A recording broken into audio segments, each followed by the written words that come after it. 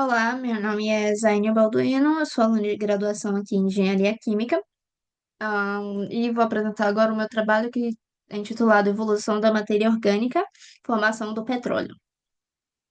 E para iniciar aqui, né, trouxe aqui um sumário da minha apresentação, como ela foi organizada nesses seguintes tópicos aí.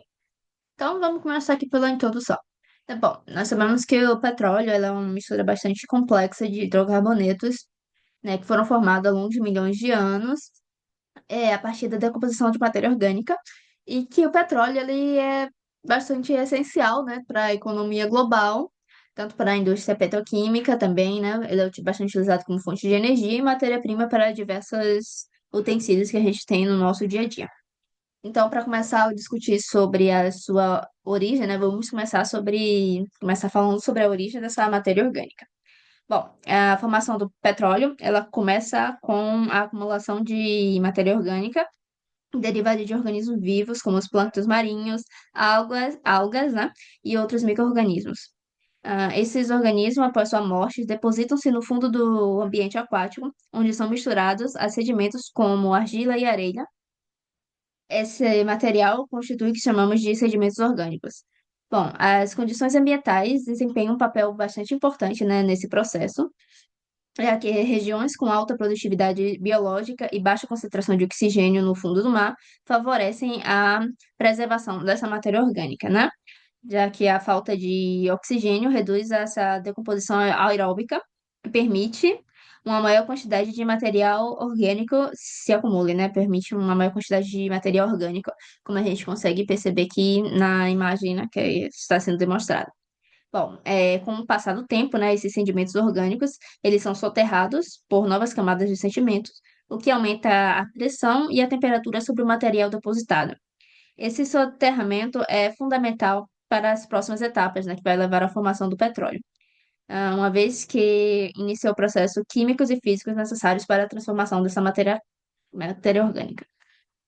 Ah, Passando aqui para o tema de processos de sedimentação.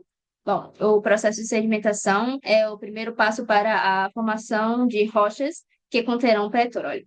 Ele ocorre quando os sedimentos carregados por água ou por vento se depositam em áreas de baixa energia, como o fundo dos oceanos, lagos e estuários. Esses sedimentos incluem tanto material mineral quanto orgânico, que são gradualmente acumulados em camadas, né? Bom, com o tempo, as camadas de sedimentos tornam-se mais espessas devido ao constante aporte de material. Esse acúmulo de cargas resulta em uma complicação natural dos sedimentos subjacentes, expulsando a água que é contida nos poros, e promovendo essa cimentação que solidifica os sedimentos em rochas sedimentares.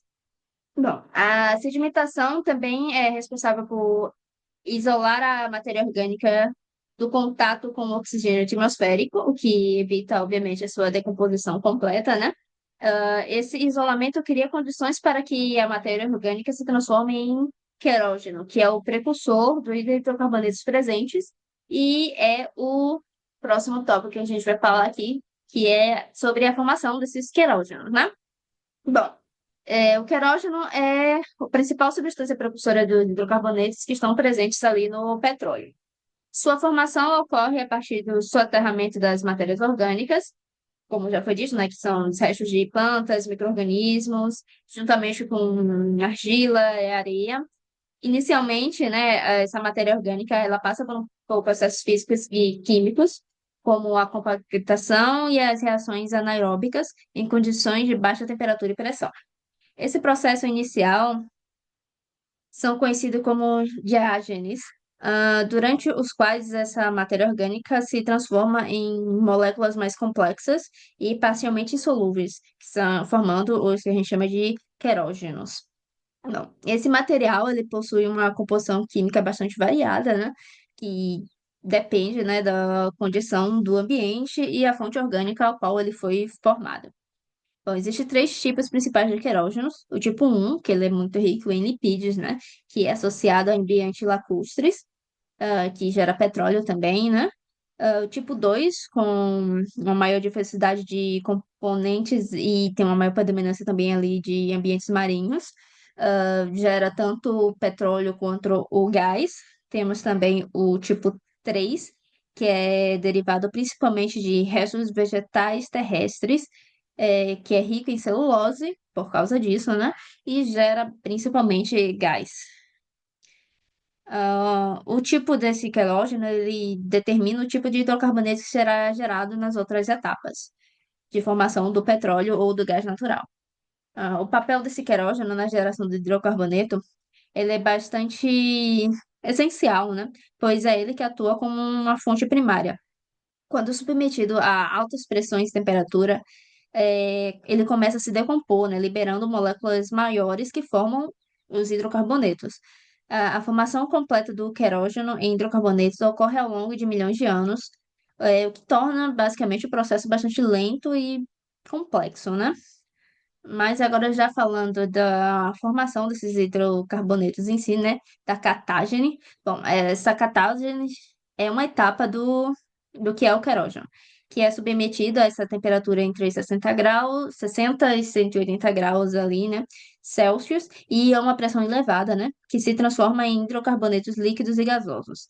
Nesse estágio ocorre a quebra térmica dessas moléculas complexas do querógeno em compostos menores, como alcanos, ciclanos e compostos aromáticos. A composição do produto final depende bastante do tipo de querógeno, como a gente viu ali anteriormente, né? O pico de geração do petróleo, ele corre a uma temperatura ali de 90 a 120 graus, que é conhecido como janela de petróleo, né? E quando essa temperatura ela ultrapassa ali os 150 graus, em média ali, a maioria desses hidrocarbonetos líquidos é convertido em gás natural. é, Esse processo ele é irreversível, ou seja, o que, que significa que ao ser convertido em gás, não existe a possibilidade daquele hidrocarboneto ele voltar a ser petróleo. Bom, falando agora também um pouco da migração e acumulação do petróleo. Bom, após a formação, os hidrocarbonetos eles começam a migrar para as rochas geradoras das rochas geradoras, né, de onde eles foram formados, para rochas reservatórios.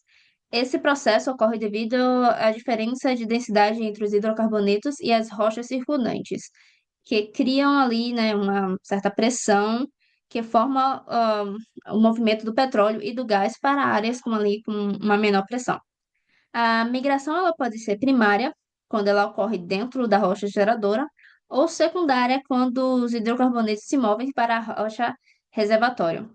Bom, as rochas reservatórios ali, né, são formações porosas e permeáveis, como arenitos e calcários, que permite o armazenamento de grande volume de petróleo e de gás.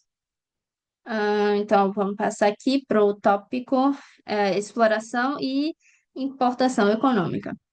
Bom, a exploração do petróleo, envolve envolve diversas etapas, né? E a primeira etapa envolve estudo sísmico e análise detalhada para localizar essas áreas promissoras, seguida de perfurações exploratórias que confirmam a presença do petróleo ou do gás.